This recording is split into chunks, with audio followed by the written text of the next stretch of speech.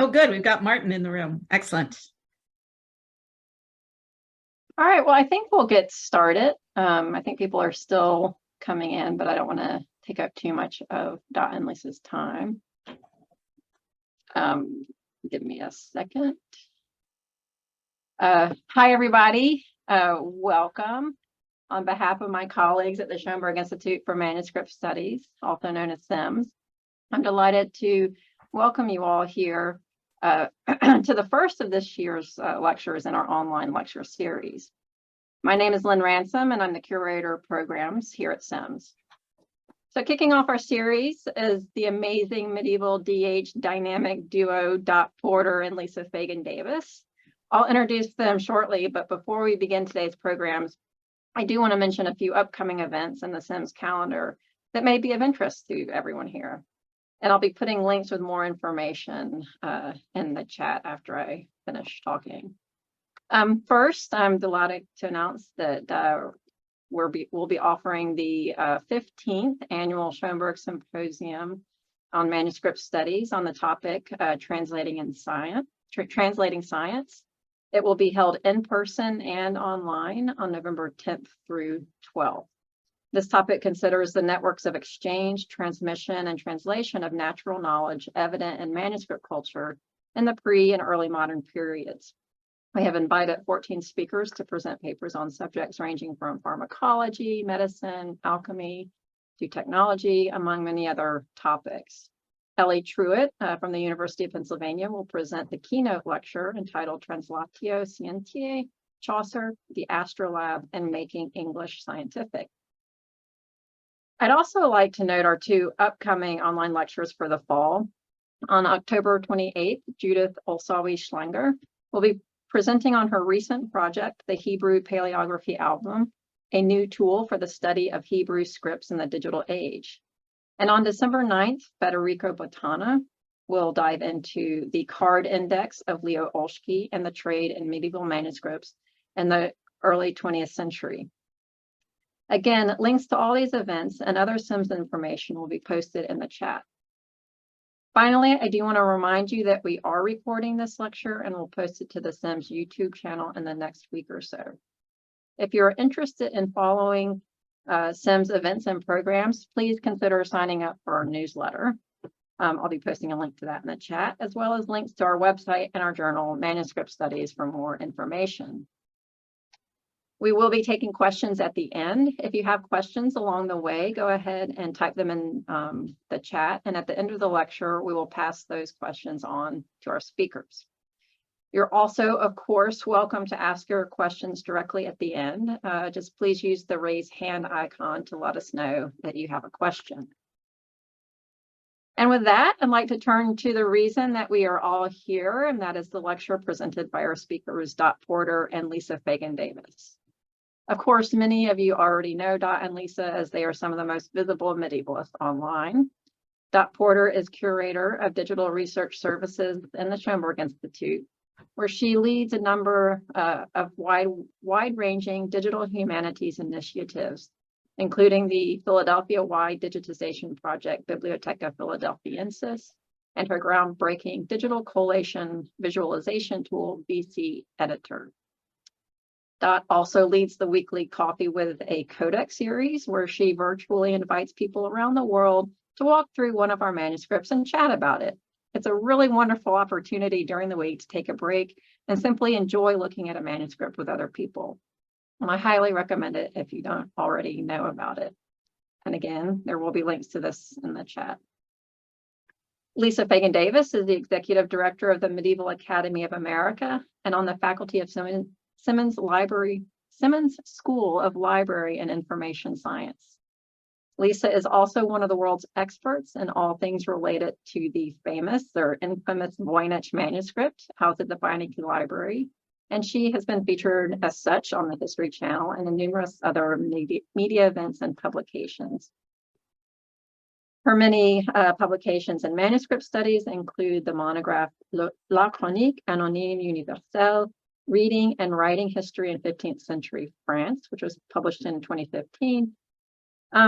And it is the manuscript that will feature in her and it's about the manuscript that will feature in her talk today. Today, Dot and Lisa will be discussing their work using Digital Mappa, an open source digital humanities platform for annotating and linking text and images in a collaborative workspace. So Dot and Lisa, the screen is yours. Thank you. Thank you. So the way that we are going to do this is I'm going to start and I'm going to talk about a project that we have been working on actually for quite a while here at Penn around one of our manuscripts roles. And then I'm going to pass it on to Lisa, and she's going to talk about the chronique. And then we are going to try to do a live demo, bringing the two of them together. So that's what we have on tap today. I'm going to start by sharing my screen, and I'm going to tell you a little bit about what we've been doing.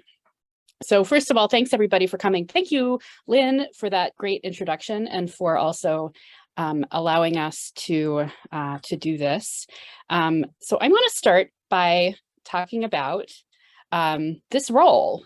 So this role is the one that you're going to see a lot of in the next several minutes. This is MS Role 1066. I have been told many times that the shelf mark is sort of a happy accident that it happens to be 1066, but it's a great number for a role like this. This is a genre that's called a genealogical chronicle, and it's the kings of England to Edward IV, and the political context of this role and others like it. So this is not unique. There are many roles like this that survive. This was a sort of type of propaganda almost. It was during the Wars of the Roses when you had the Lancasters and the Yorkists, and the purpose of it was to sort of say Edward IV is the rightful king of England.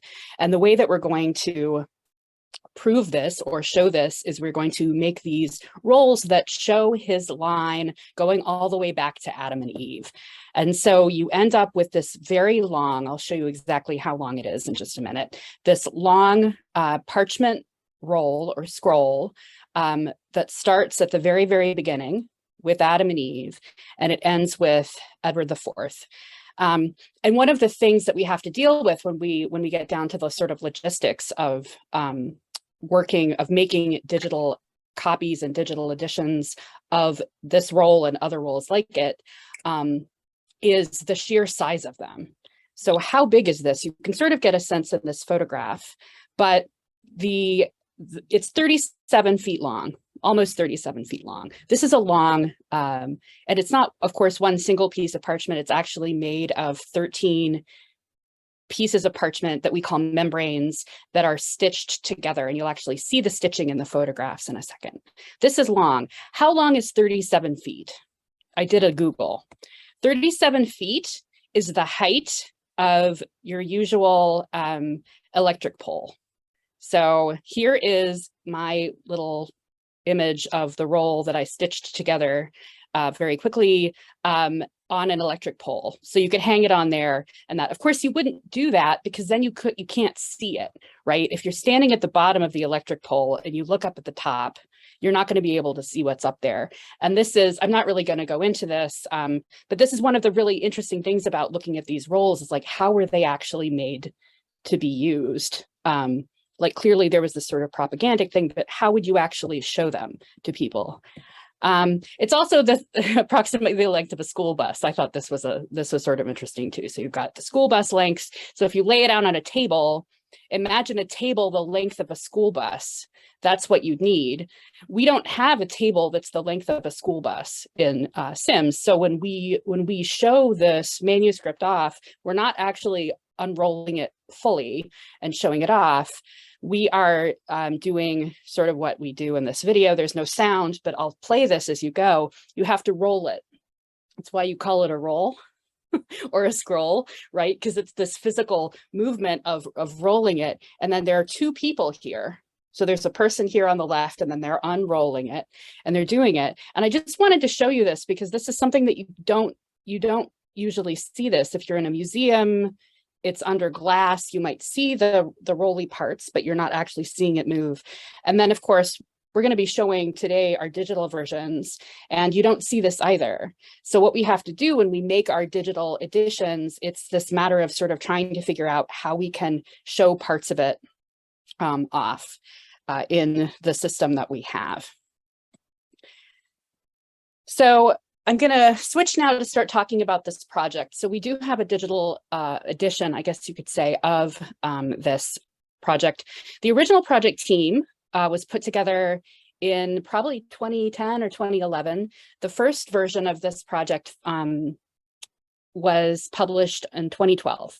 And I want to acknowledge the team. Some of the team came back to work on the updated version, which is when we moved it to DM. But there was a lot of support. We had support from Emily Steiner, who's our professor of English, Marie Turner, who at the time was a PhD candidate in English. She did a lot of the work along with Amy Hutchins, doing the transcriptions. Claudia and Nancy Shawcross also helped a lot with this. Dennis Mullen there in the middle, he built the website. And in 2012, if you wanted to make an edition, you had to build the website, right? And so he did a lot of work writing code and putting this together. And this is what it looked like. It still looks like this. You can still access this site, although we're in the process of making all of the old links go directly to the new version. But this is what it looks like. You can see there's the very tippy top of the roll. You can see there's this sort of top part that doesn't have any writing on it, that sort of is the part that you attach at first to the roll or the scroll, and it's sewn together. You can see some drop down things at the top. So every membrane, so there's, as I said, there's these 13 pieces of parchment, each of these membranes, and they all have titles. So you sort of have an idea of what's on each one as you're going through the eras. Then there's this drop down.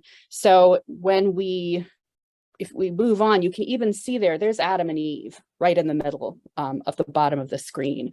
And there are lots of these little rondels or mandorlas that either have names in them or little faces or pictures in some cases, and they're all listed here. So if you're on membrane 1 and you want to see very quickly everyone who's mentioned on membrane 1, you can get here and you can actually click on them and it will take you to them.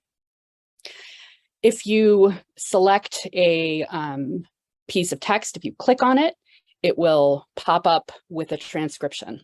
And this is the work that Amy and Marie worked so carefully on back in 2011 and 2012.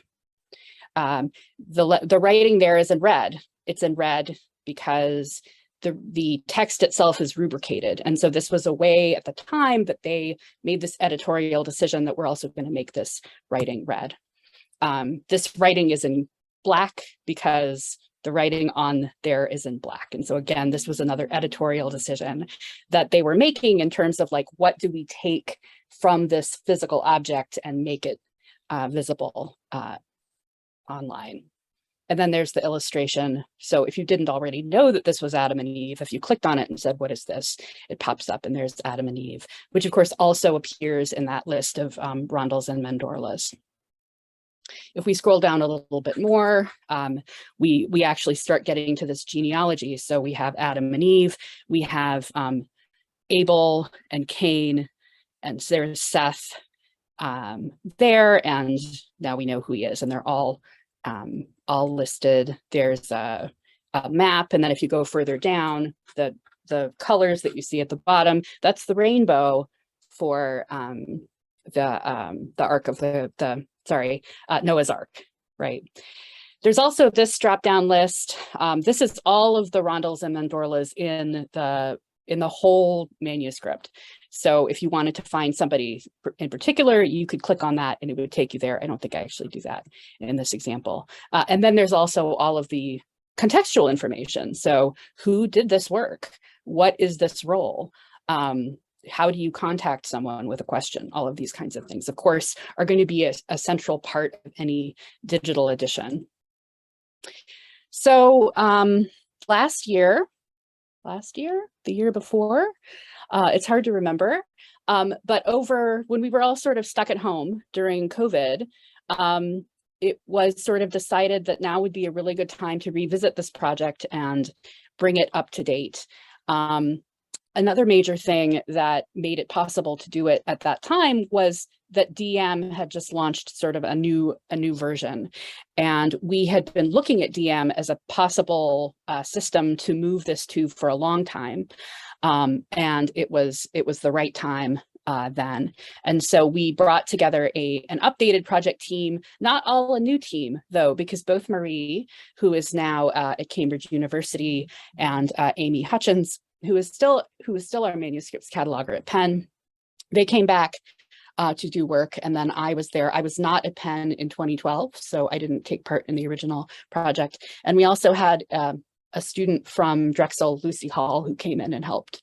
And so what did this work involve? So obviously we'd already done all the transcriptions. We knew where everything was on the roll, or we could figure it out because we had that old version. So what we did is we exported all of the data. We were able to export it into spreadsheets, which are then on Google here. And they were divided as they are on the roll. They were in different groups. So we have groups of text that are identified by the number and column and the number of capital that they are, so we could always find where they are. Marginal notes. This is text that's sort of off on the edge. It's not part of the running text. Crowns, so rondels that have pictures of crowns in them was its own group. Rondels that have names in them with another group. And then portraits. So some of the little rondels actually have faces in them in addition to crowns. And then the illustrations like the Adam and Eve and that. And they were all divided by membrane. And so we had all of this. So really it was a matter of cutting and pasting into the new system. And then this is what it looks like. I'm not going to show, we're going to, as I said, when we get to the end, Lisa and I will sort of show you the process of that. But in the end, we got this great new project on the brand new Penn website. So this library website is actually also brand new. It's all brand new. So we have this nice contextual site, which the other one didn't really have because it was sort of its own site. And then we have, this is the DM site that's embedded in within the context of this site. So it looks the same, but different, right? Like clearly there's the image of the roll, the first membrane here. And then we have all of these sort of about information over here on the left. Then we have a list of roll images. And if we scroll down also, we see that there's text here. So here we have the first membrane itself. And it looks different too, because the way that DM works is you draw the shapes on it and we have it color coded. So you can see blue is the text and then green is the illustrations. And then all of the rondels are orange. So you can see really quickly what's what, and you see them immediately. The length is still an issue. We did not have a full stitched together image. I think Lisa might be showing us something a little more, a little longer in her part, but for us, we still have them all divided up. So you can sort of line them up side by side, but you still have this limitation of not being able to show the whole one. So how does it work? So if you go to the project, you can open up the roll images and pick an image. I just added the titles earlier. So in my first screenshot, they weren't there, but now they're there. These titles, so we can select that. And then we can zoom in, which is another thing you couldn't do in the old version, but we can zoom in and out here. And then I want to say, okay, here's this first membrane. One of the things that DM, well, the thing that DM does is it's all about annotation and linking. So it's about describing things, linking things together. In this case, we have a section of text that's here at the top, the prologue, it's on membrane 1, and you can see it's linking to two different things.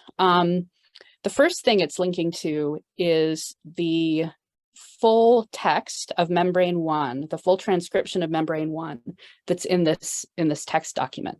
So if you are interested in reading the whole text, you can come to this document and read through, and then you can actually click on these blue sections, which are just the title headings with blue, click on it and it will open the image and take you right there. Or you can go the other way, which is what I just did. Go from the image to the text. But there's also this other thing it's linking to, which is a transcription just of the prologue. So if you're only interested in reading that prologue text, you could go here and it's just the prologue. It doesn't have everything else in it. And this was an editorial decision that we made early on where we wanted to have both the full text all together and also just the bits if you're just sort of scrolling through the images and getting bits of text as you go. So then we also have the images, and this works very much like it does in the original project. You click on that green circle and it says it's Adam and Eve, and then that will link you to the list of rondels and illustrations that's in this other document. And so you see Adam and Eve, you know immediately, and if you were looking in that list, you would know immediately that Adam and Eve is an illustration because it's green. Now we're also seeing some sort of purple, and we're seeing some orange. These are names of people that appear in those circles, like we have Abel and Cain and Seth over here. And they're orange if they are men, and they are purple if they're women. So within our scroll, women's names are actually written in purple, or their circles are in purple. And so we decided that this is not something that happens in the earlier project. This is something that we actually added for our new project, that we wanted to distinguish between the men and women. So you can see very quickly who they are here. So that's pretty neat. And then we have the names here, orange and purple. And then of course, once you're in this list, which is the complete list for everybody who appears in the whole roll, if you say, oh, I want to see who this person is, you click on that, and then we can see another link. So that name is linked to an area in the relevant membrane, which in this case is membrane 12. And then you click it and it opens up and you can see, oh, there she is. She is, I think she's a daughter, a daughter of the king. And there you go. So that's how DM sort of functions on the user end, is you're moving through. And I think it's really great for a role because of the way that roles are structured as sort of ongoing text and image, sort of free flowing, and DM, the way that the linking works really is useful for that. And that's actually all that I have. So I am thrilled to pass it on to Lisa, who's going to talk about the chronique. Thank you so much, Dot. So it's so interesting to me, and this is something I think we'll talk about later. One of the really great things about DM is that it's a blank slate. It's totally flexible. It's totally user-driven. You can design your project to do anything. You don't have to use the same color scheme that Dot used, or you don't have to organize your links the way that I've done it. You have the ability to design this resource that in any way that works for you, which I think is really, really cool. That flexibility is really important because every manuscript is different and every person is different. So, all right, I'm gonna share my screen. I got some slides. Is that working? We're good? All right, so I have asked Lynn to put in the chat a link to the Boston Public Library scroll, which is where I'm going to start, but that's not where I'm going to end. So let me get all of these things out of my way. Okay, good. So here's what we are looking at here is a scroll similar to the one Dot showed us, but really on steroids, because this one presents what, at least conceptually to the compiler, was the history of the world, by which they mean the upper left corner of Europe. And so it begins with the Bible and creation, and then it goes on to expand and include the papacy and the Holy Roman Empire and the history of France and the history of England, plus a little detour into the Crusades. I was brought in to work on this scroll in 2005, which just blows my mind that it's been that long. I never really put that together before. At the Boston Public Library, they asked me to just figure out what it was. It had been there since it was acquired in the late 1800s, comes from the Ashburnham collection, auctioned in the late 1800s, or rather the late 1900s, 1800s. I've gotten my centuries wrong, the late 19th century, let me put it that way. And they'd had it all this time. They didn't really know what it was. It's written in French. So I began working on it, and the project grew and grew and took over my life, and for apparently 17 years.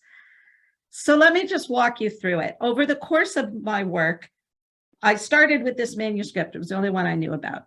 And so I started transcribing it, and as one does. And over the course of my work, I encountered other copies of this same manuscript, and it became clear pretty quickly that textually speaking, this was a very bad manuscript. It's a mess. There are sentences that are cut off in the middle. There are paragraphs that are missing.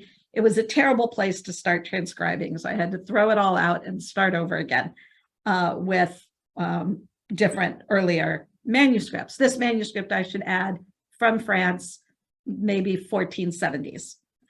And here is the manuscript that I'm actually going to be showing you today. This belongs to a private collector in Connecticut, and it also has a nice provenance. It was, believe it or not, owned by Guglielmo Libri at one point, among others. That's always a distressing provenance to hear, but apparently it was actually purchased cleanly by him.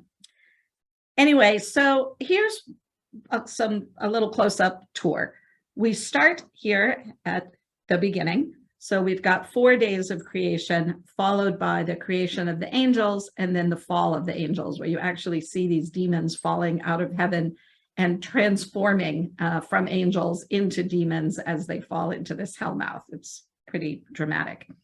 Then we go on through the story of Adam and Eve, very detailed, quite lengthy narrative in French, retelling of the story of Adam and Eve leading up to the expulsion. Then we see, just like we saw in MS Roll 1066, this new component that comes into this new element, visual element of this detailed genealogy of humanity. And in this case, the manuscript starts at Adam and Eve and goes straight down in an unbroken line all the way to King Louis XI of France. And I think he is crowned in 1463. Does that sound right? Something like that. And so it literally an unbroken line of descent. And this genealogy is one of the reasons why I wanted to do a digital edition, because it's really difficult to take something like this and reproduce it in print in a way that's discoverable and navigable and that makes sense. There's a reason this is a scroll, right? Genealogies belong in a scroll. They don't work as well in a codex format. As you will know, if you ever tried to draw your own family tree, you get to the bottom of the page and then you start taping other pages at the bottom and you end up with a scroll. If we look at the source material, so one of the things that I did over the course of this research was try and identify the source material for the different components of the text, as well as the genealogy. And it's very clear from the outset that the biblical genealogy is based almost entirely on Peter of Poitiers' compendium in Genealogia Christi, which is what I'm showing here on the left, from a manuscript at Harvard, MSTYP 216. So we can, you can start doing these sort of manual comparisons. So there's Adam, there's Eve, here are their children. You notice there are 5 children listed here. That's because Cain and Seth needed wives, and the only other people around were their sisters, but never mind. we'll skip over that bit for now. Then you can see how the descent from Cain is exactly the same as what we see in Peter of Poitiers over on the left. And this correspondences continue.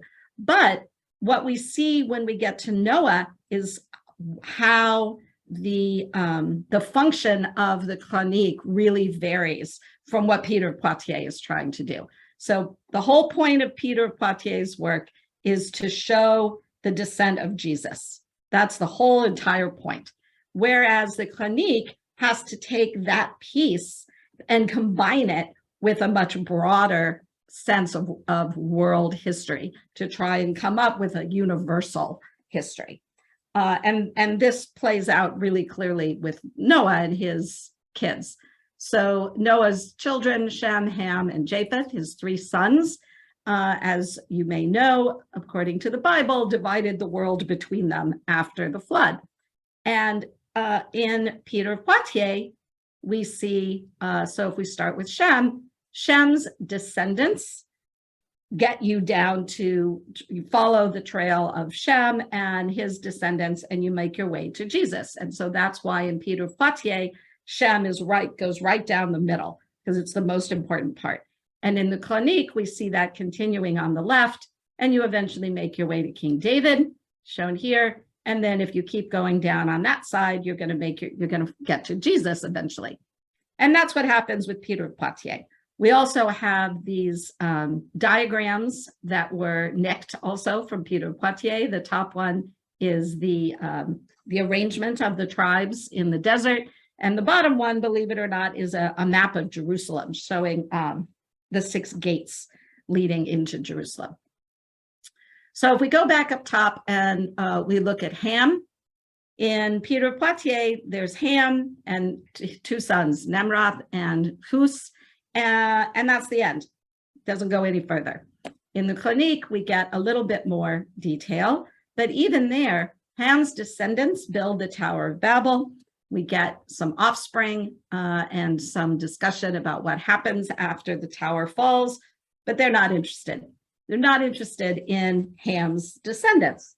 They're not interested in Africa, not interested in anything east of Jerusalem.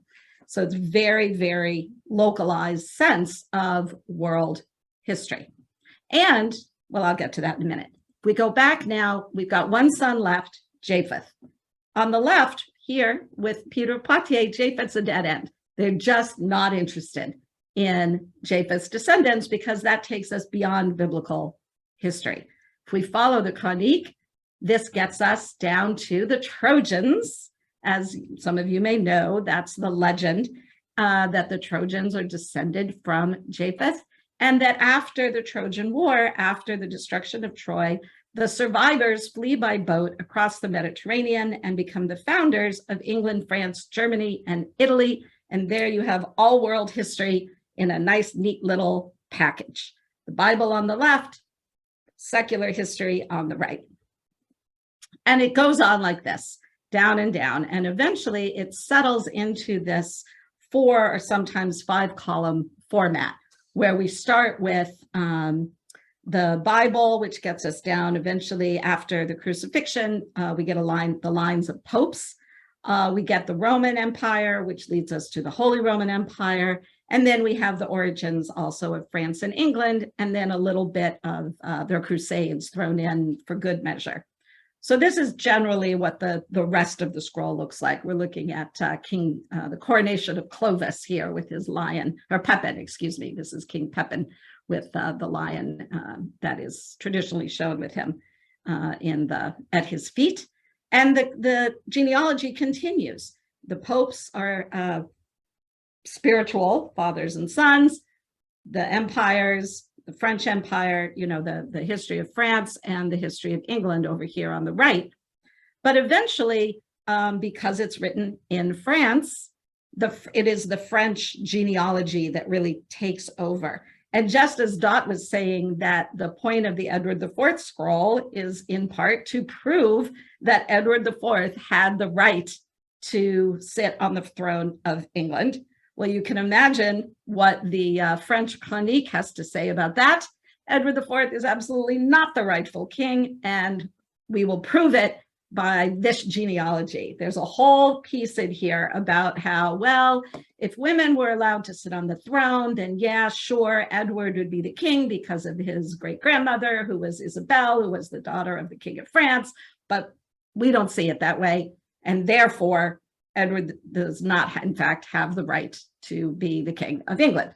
So that's one really interesting comparison between these kind of documents. What is the English version of history versus the French version of history? History is not neutral.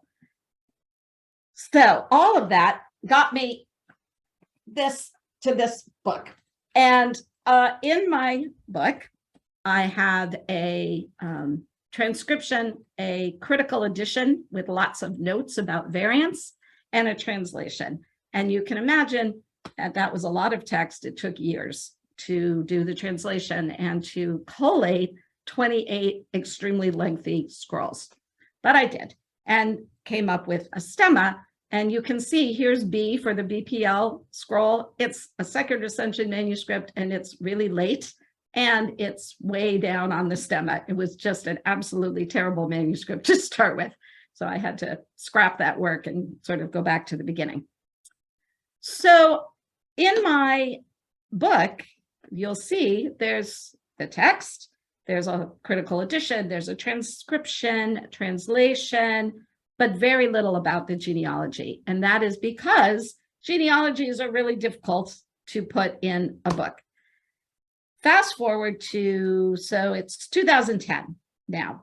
The book was actually published in 2014, but while I was in the middle of doing this work, I attended the annual meeting of the Medieval Academy of America at Yale in 2010, where I heard the amazing Martin Foyce, who is on this call, hi Martin, present his Digital Mappa project for the first time.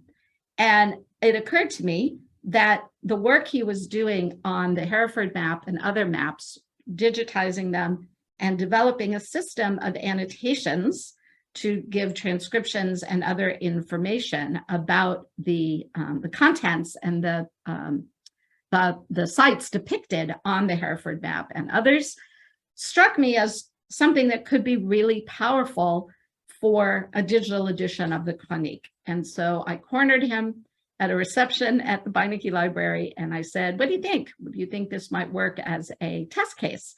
And he said, yes, that's a fantastic idea. Let's do it. I'm not sure that's exactly what he said, but that was the gist, or my understanding at least, was that he was very enthusiastic.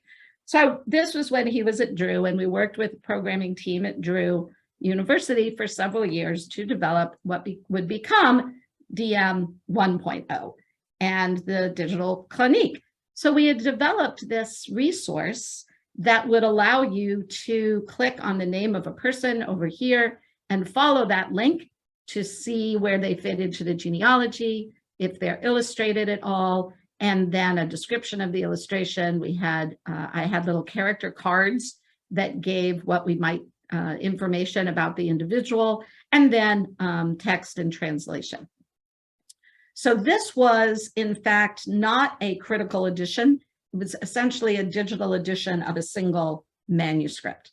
This is the one that's in private hands in Connecticut. So you can see how this works. So along the lines of what Dot showed, we have a description of the image, a transcription and translation of the caption, and then you can use previous and next to follow through. So this was all really great, and I was super excited about it. And here are just a few more screenshots. I spent 2 years using GenePro software to create a schematic of the genealogy of humanity. And it's color-coded to help you kind of find your way. The yellow is the Bible, green is France, blue, green is England, blue is France. This long orange line is the popes, and so on. And this took years, and I'm very proud of that. I find it, I think it's a really useful resource, as it shows how all these different branches of history connect to one another in the minds of the compilers. So here's a close-up that shows you how that works. Yellow circles for women and squares for men. Oh, look at that. I didn't realize this was a screen capture. So here we are navigating our way through the genealogy of humanity. It's kind of a fun thing just to go look at, even if you don't want to look at the rest of the resource. It's interesting to look at. And there are lots of mistakes because this is a massive project, and maybe hopefully not my mistakes, but mistakes in the genealogy itself. So that then allows you to make these connections. Now, this was all great, and I was super excited about it until my publisher said they were not willing to include as part of the publication project any kind of link to an outside resource without monetizing it. They wanted readers who bought my book to then get a username and password as part of the purchase that they could use to access the resource. I was not in favor of that. And after a lot of back and forth and negotiating, the only solution we could come to, I'm kind of embarrassed to say, is that. And there is, in fact, a DVD stuck in the back of my book. It's a little embarrassing. I'm a DH person. Not only is this a DVD stuck in the back of my book, it runs on Windows 8.1. I think there's not a computer alive that can still run this DVD. And we lost a lot of functionality when we had to take what was an open access, broadly sourced resource and compress it into basically a CD-ROM. We lost the search functionality, keyword searching, and well, I'll tell you what one of the reviewers said. This is Julia Marvin, who wrote what was generally a very good review of the book, but her review of the digital resource showed what the problems were. The software is slow and glitchy. Users may find it simpler in the long run to use the book's printed index, but with practice and patience, the search tool becomes manageable, so on and so forth, provided the user can make it run at all. It speaks both the promise of digital resources and the frailty of the technology in which they are embedded. Although the operating system of my computer was theoretically compatible, hours of effort, extra software downloads yielded only frustration, and it took months to find a machine on which the disk would run. So this was obviously a problem and obviously frustrating. Thank goodness for SIMS and DS 2.0. That's all I can say. That has transformed the whole project.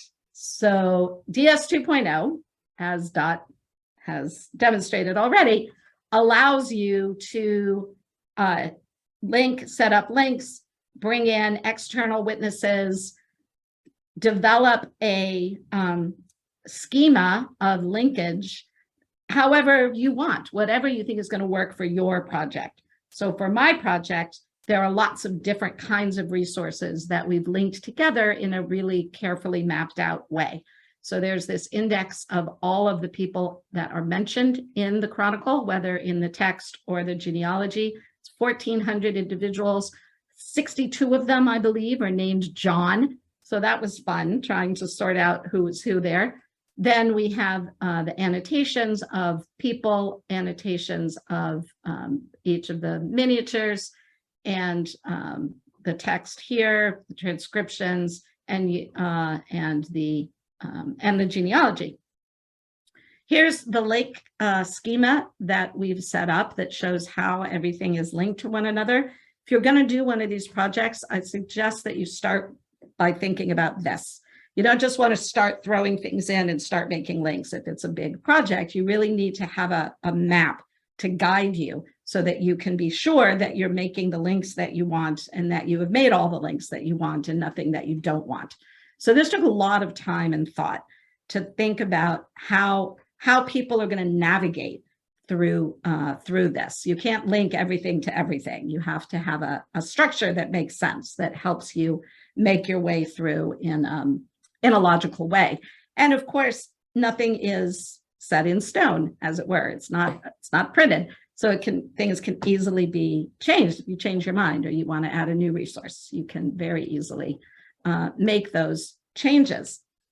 So the last thing I want to show you is a sense of what you can do. Like why is this interesting or important? What does this help us do? And I'm going to do this by a quick comparison with MS Roll 1066, which then I will show you, Dot and I will show you in a live demo. It's super exciting. How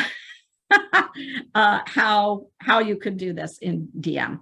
So here is so I told you that it's very Francophilic. It's really focused on France and the French royal family, but you do get the British genealogy as well. And so I'm going to focus in on this section of the genealogy of the kings of England, the matter of Britain, as it were. And here's the analogous section of Roll 1066. And here is the analogous section of the genealogy. So I've uploaded all of these images already into a demo project that Dot and I are going to mess around with live in a few minutes. So here we go. So here, for example, there's Ethelred, there's Alfred, who of course is a much bigger deal in the English scroll. So there's a difference already. Here he's just Alfred. Here he gets a crown and a little portrait and clearly an important dude. Then things start to get wacky because, as should be, we've got Edward, then we've got these sons, Edred and Edmund. On my scroll, we skip 2 entire generations. We go straight from Edward the Elder down to Alfred and Edgar. And so clearly there's a mistake here that is passed on in these scrolls from one to the next. And the only way you can really see how that happens is by visually looking at these scrolls. It makes it much easier to see what's going on. So I think that's all I wanted to say. I guess I could show you just the digital chronique really quick. Here is the actual digital resource. We've got some introductory material. Here are all of the images. And so you can pull up an image, click on an image, and you'll see all of these annotations like Dot showed, illustrations, the text and translation. And then when you click on the pop-up, you'll see the link, what it links to, and that gets you to the next piece where there is the text and the translation. If we scroll down a little bit further, you'll see there's the genealogy chart and the index of individuals, which also took several years because it's 1,400 people. But everybody is here from Aaron to Zosimus. I think it's Zosimus at the end. Yep, Aaron to Zosimus. And so when you click on a person, you get a little pop-up character card here. Here we go, all the places where this person is mentioned.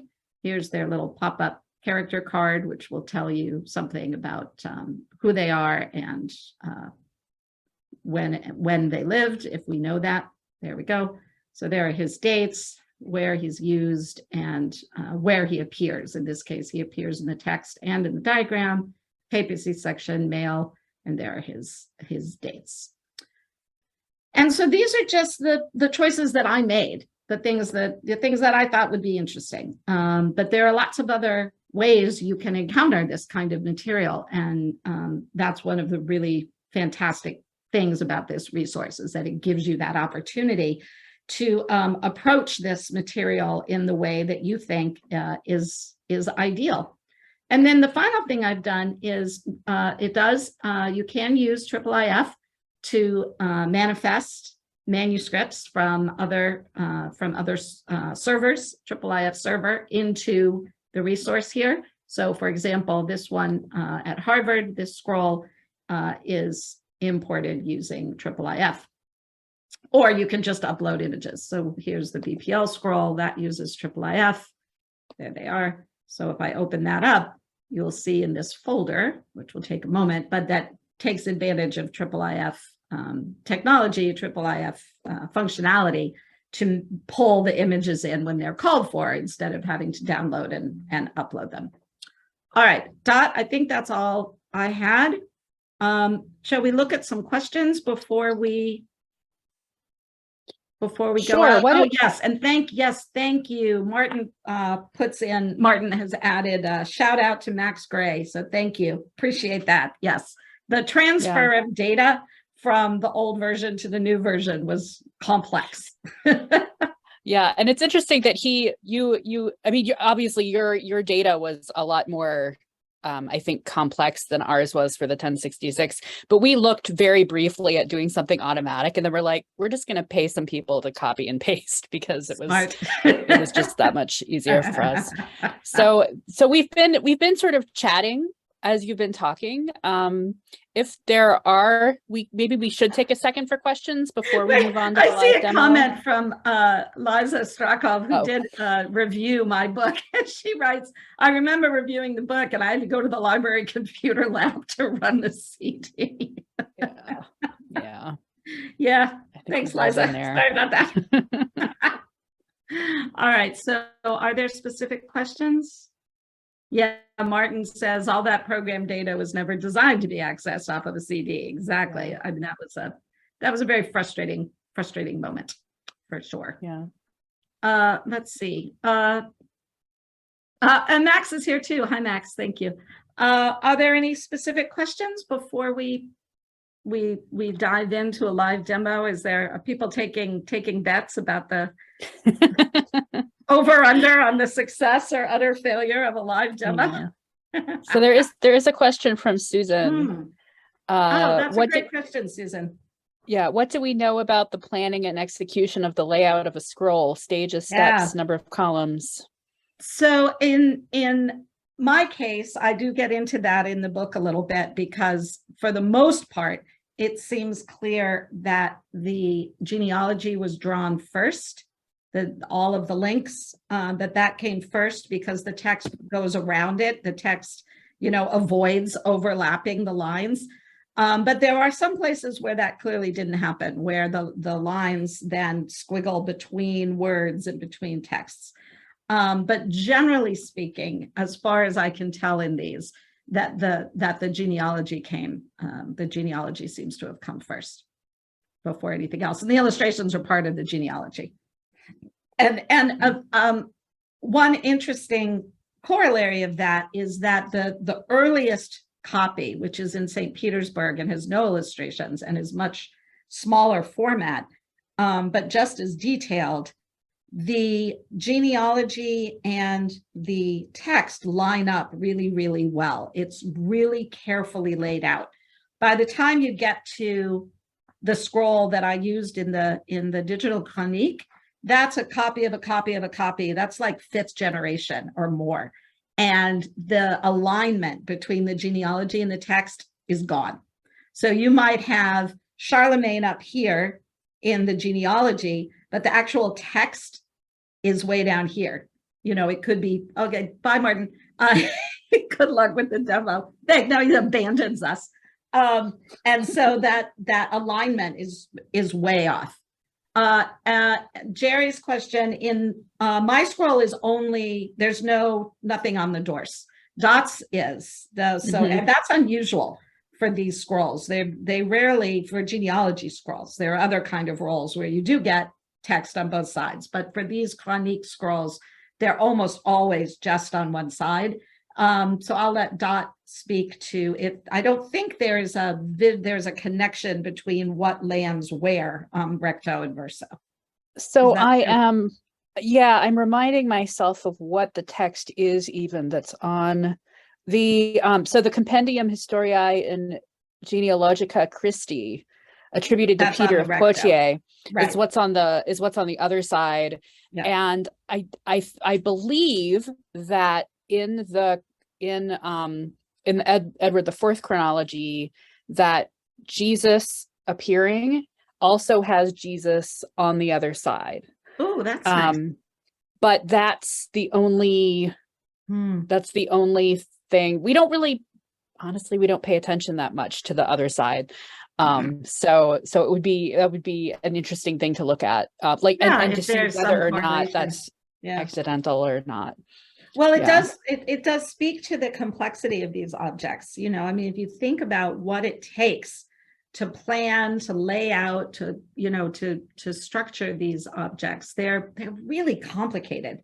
And we really don't know a whole lot about the process of how these were laid out and organized. They're, you know, they're just, I mean, imagine doing that yourself, right? You know, it's incredibly complex. Names of scribes, artists, no. There are some attributions for some of the Chronique scrolls, but in general, you know, and those are really vague, you know, the master of the fluffy kneecaps or whatever. They're, you know, attributions to stylistic attributions. There aren't any known artists or, or scribes for that matter. Let's see. David asks, says at Canterbury Cathedral, there's a roll made of printed sheets on paper, printed on both sides. Oh, that's interesting. From top to bottom of one side, and then from bottom to top of side too. Wow, that's really cool. Yeah, I mean, you could totally do that. You know, you would, I assume what you would want to do is, I don't know how long it is, but you just image both sides and upload the images and start annotating. You know, that's really interesting, really interesting. Yeah, I think you would probably have the images, and then when you turn it over, you just have the other images. Yeah, that would exactly. Be sort of image naming convention. Yeah. Natasha asked, what are the limitations? Well, Dot brought up one of them, which is even though these scrolls are long, very long single objects, there is sort of a technical limitation that you just can't, that, I mean, a single image of one of these scrolls would be so gigantic that to work just with that single image would crash most computers that don't have the RAM for it, right? You know, I mean, it would take so long to load. The BPL on the link that Lynn posted, I'll put it again here. They do have one long stitched together image that you can really zoom in on and make your way through, and that's really cool. But that wasn't going to work for this project. The image, in order to be zoomable, it would just have to be just massive. It would be great because by chopping it up, you do lose the scrollitude of it, the rollitude of the object, which is a really important part of the object. But that's just a technical limitation that just hasn't been solved yet. All right, Dot, you want to, shall we give it a go? Yeah, let's give it a go. And then if there are other questions, we'll answer them. So I'll be sharing my screen. I'll be driving. Whoa, yeah, something weird just happened. My screen is flashing at me. Okay, there we go. Oops. All right, here we go. So, oh, that's the digital chronique. Here we go. Demo with Lisa and Dot. So as you said, so here's the schematic and then the 2 bits of roll. So what I'm going to do is I'm going to change this, I think, to 3x3 so we can line them up together. Right, and that's just a feature for your session, how you want to engage with it. You can, but because, and I'll have the MS. Let's see, I'll open that one first, and it opens them in the order that I click on them. So I'm opening them side by side, and then I'm going to close out sidebar to give us more space. All right, and here we are. And this is how you can kind of zoom in. So I'm going to zoom in a little bit. Yeah, let's start with Alfred. That's easy enough. All right, there's Alfred, and Alfred is here. Do you remember where he is on the page? Is he near the bottom? Let's see. I think keep going down. Oh, there he is. Yep, there he is. All right, and he's got, I love this guy with the hat. He's got a great hat. We don't have to look at him too much. All right. So there's Alfred. So there's Alfred, and then we got to find Alfred over here. It is, look at the top right. Top right. Oh, there. That looks familiar. Yeah, that's it. Okay, here we go. You see Alfred. The names are just so completely right gibberish. Yes, Yep. that's Alfred. Okay. Okay. So now we can talk for a minute about how we're going to do this. So do we want to have a, because one thing that we can do is just link the images together. Yeah. So we can do that. So we start with Right, that and and we skip can, the genealogy, or we could use the genealogy as a hub. as a hub. So let's do that. So what I'm going to do, I got to check them out. I'm going to check them all out and see when I check them out, I'm an editor, and then I get this sort of selection up here. And the yellow is the That's a color sort of box. default color. There's lots of Yeah. options. Let's just go with, we'll just stick with yellow, I guess, unless you have thoughts about some other color. And then I want to do, you can do different shapes. You can do. Yeah. So what we're doing now is we're basically going to annotate the genealogy. And We're going to annotate we do that by drawing shapes. You can draw circles, squares, free form, whatever, but let's do a square. I'll do a square on this one since this is square. So we're going to do Alfred. Yeah. Alfred. All right. So I start just by drawing a box. So that's sort of an easy thing. There's a box. If I click on it, then it says it's a rectangular highlight. And then I have these other things that I can do. The first thing I'm going to do is I'm going to change this to Alfred.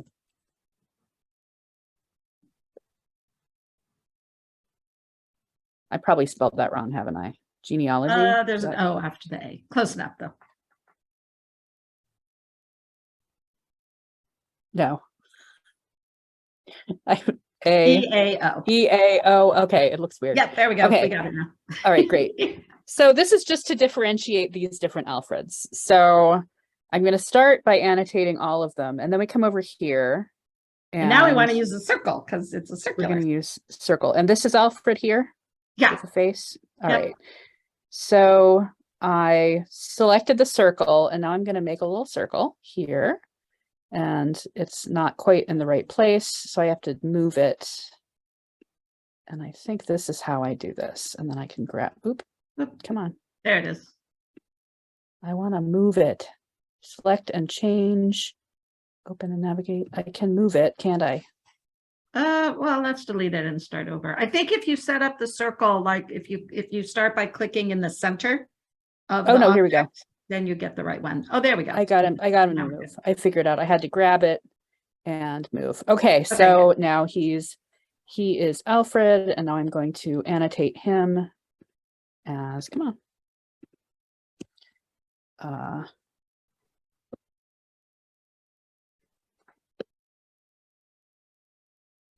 So that's that Alfred, and then I'm going to come over here and make another circle. There we go. I did it. There's a hot tip. There we go. Start in the middle of the circle and pull it out. And now this is,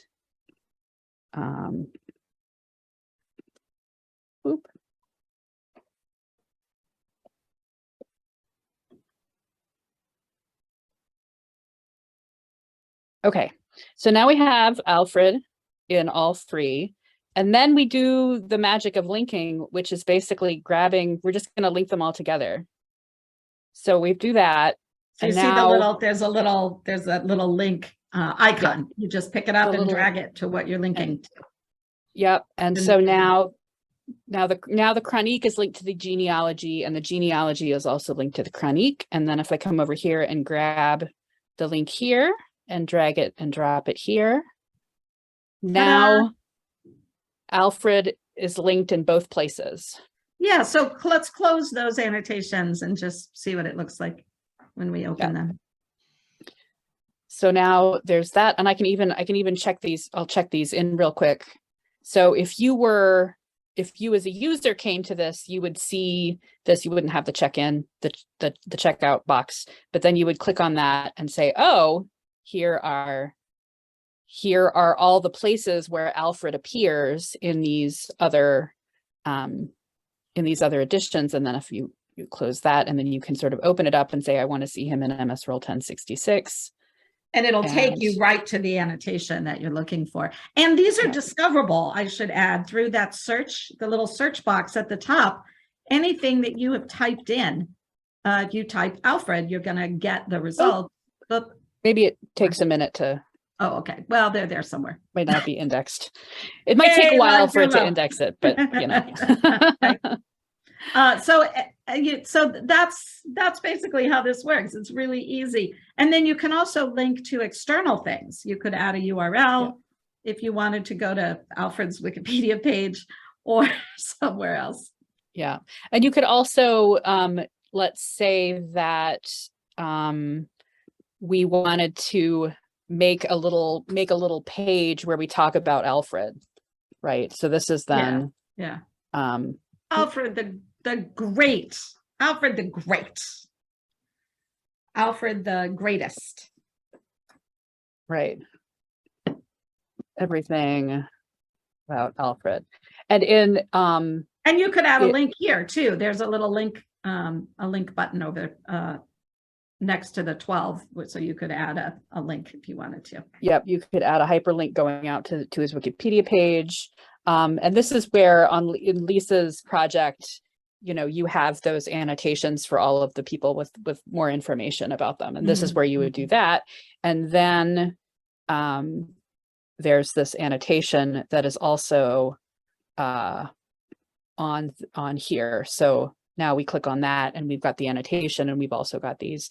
And I believe Try searching again. I wonder if it's just the text annotation that shows up in the search. Let's see what we find that way. yeah, See, maybe that's it. Okay. Okay. So that's good to know. So the search searches text annotations. Yeah, and then if I click on that, it opens up that annotation again. Yeah, exactly. And now that's all, that's all linked together. And if you were starting then from one of these, you would start here and then it would take you to the genealogy schematic. And then now you can see everything else that's linked to. Right, So that because is we just made a decision that the genealogy would be the hub from which the other things linked. You could do it other ways, right? I mean, yeah. If you want to be able to go directly from one role to another role, then you just link them directly. You could do both. Yeah. You know. Yeah. Yeah. Oops, I seem to have. How about a IIIF import? Oh, sure. Do you have a?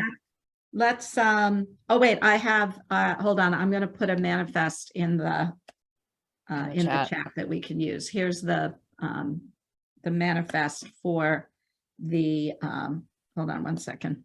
Yep. For the Harvard Peter Poitier, which doesn't have this particular text in it, but at least you can use it to demo how we can do this. So I don't know if everyone here is familiar with IIIF, but there's the manifest dot. Do you see it there in the chat? I got it. So basically, the way that IIIF works is you use a persistent URL, which I put in the chat, which basically gets you to the code for the presentation of a manuscript or series of images in IIIF. So so what Dot is doing is I'm trying to remember how to do this. We did this the other day. I think we do a folder, create a folder. Now open the folder. Oh, hold on. Why is that? That's not going away. Okay, so I made a folder. Yeah, so now open the folder. There we go. Link to IIIF. All right, I think I wanted to put that. Yeah, there we go. Link to Yeah, so IIIF. link to IIIF, put the URL there and add image. And it should pull in all of them. It may take a minute, but basically what's happening here is we're not actually adding the literal JPEGs or TIFFs. What we're doing is manifesting them using this pointing out to the manifest on the Harvard server. So that will bring in, so yeah, now click on that. Yeah, no, that didn't, it said it didn't work. Oh, it didn't? Oh, shoot. Yeah, I'm All trying, right. is Max, if Max was there earlier. No, I Max think that has was the pointers. right, and it may just be. Was that it the right thing to manifest is do? wrong. Let me look at the manifest. Let me see. Right, because you can't do Yeah, batch no, that's the upload. right manifest. New folder, Um, new item. The thing is the new item image. I feel like this. See, we didn't. Wait, oh, you know what? That was the wrong Yeah. URI. Hold on. Here's the right Okay. one. Sorry. There, That's try that. okay. That Right. should do it. Sorry, folks. This is live television. Because So I that's know that part I of it have too. done So this. what I gave you here was actually just the No, it's the still, regular. it says, I don't know if you can see that it says unable to open object, unable Oh, to all right. load the source. So Oh, I don't know what we're doing. all right. Well, it may be a Harvard problem too. At any rate, that's one of the things that you can do. But that's just about pulling in images. The main point is that once you have your images, you can start doing all these other things with them. Yeah. And you can actually move things around. So I just moved that into the new folder. It's really easy to reorganize. Are there other features that you want to demo? I feel like it's really basic, like the making shapes and making annotations and making text is very Easy. basic. It's really easy. The hard part, as you've said, I think several times, is the sort of figuring out how you want to organize it and what you want to link and how you want to color code. Like I remember early in our planning process of making the move, we had a whole meeting where all we talked about was like how we decide which colors to use. Right. And because you don't want to you want to do all that work before you start, right? You don't want to have to scrap it and start over. And I've had to do that on several occasions as you realize that what you originally thought you wanted to do is not actually what you want to do. Right.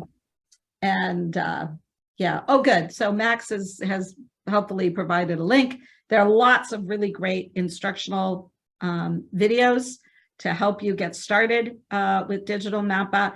It is so user-friendly. It's actually really intuitive. It's really easy to use once you sort of get the hang of how to make these links. But it's so powerful, and it's made my dreams come true. It does exactly what I wanted to do with this object. And now I know there are course classes that use this resource and have found it a really useful way to engage with these kind of objects. And of course, it's free, open access, which is a really important thing. I feel really good about that. Yeah, and I've just put a link in the chat. You can actually, if you want to try out DM, you can register at that link. If you go up to the right hand, there's like the 3 little dots, and you can click on that. I do have to, or me usually has to go in and approve you. So that might take a minute. I will be sure to check after this lecture is over. So if you put in now, I will approve you if you want to try it out yourself. And there is that, the user guide. I also have a walkthrough on the Sims YouTube channel, which I will see if I can find that, because I think that's a couple of years old, but it's also, I think people find it helpful. Yeah. So, well, what do we think, folks? Are there questions? are there more questions? I think there was a question. Novella asked, were roles most often used specifically for genealogies and historical documentation, or is there a coincidence between these two manuscripts? Oh, well, I wouldn't say, I mean, roles are used for lots of things. And in fact, Tom Kelly has just written a book called The Role of the Scroll that is about roles. They're used for all sorts of things. There are liturgical scrolls, exultate roles. There are documents, archival documents that are written in scroll form. I would say it's not that scrolls are genealogies, it's that genealogies are scrolls. That's really because it just is such a sensible way to present a scroll. It makes a lot more, to present a genealogy in a scroll form is logical, right? There's one of these of my chronique. There's one of them that is a codex, and it actually belongs to Penn. And I'm working up something about it. It is not a success as an object. It just does not work for the genealogy in particular, because you get to the bottom of folio 21, and in order to figure out which branch, one branch, you've got to go to folio 62. The next branch, you've got to find folio 35. And it doesn't say that at the bottom. They just trail off, and you have to figure out where they reappear elsewhere in the manuscript. It's actually really interesting, but it is not, I would say it was not a successful experiment. Mm-hmm. Other questions?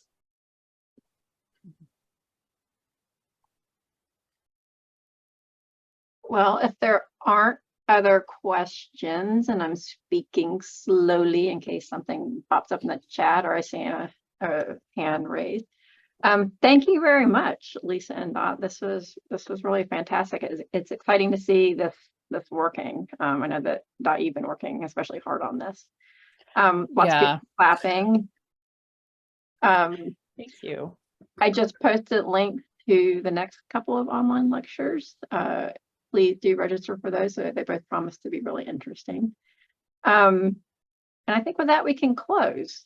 Again, thank you, Lisa and Dot. This Oh, so fun. Thank you so you. much. And thank you everyone for coming. As you can tell, Dot and I are big believers in DM, and we want to love to see it continue to develop and expand.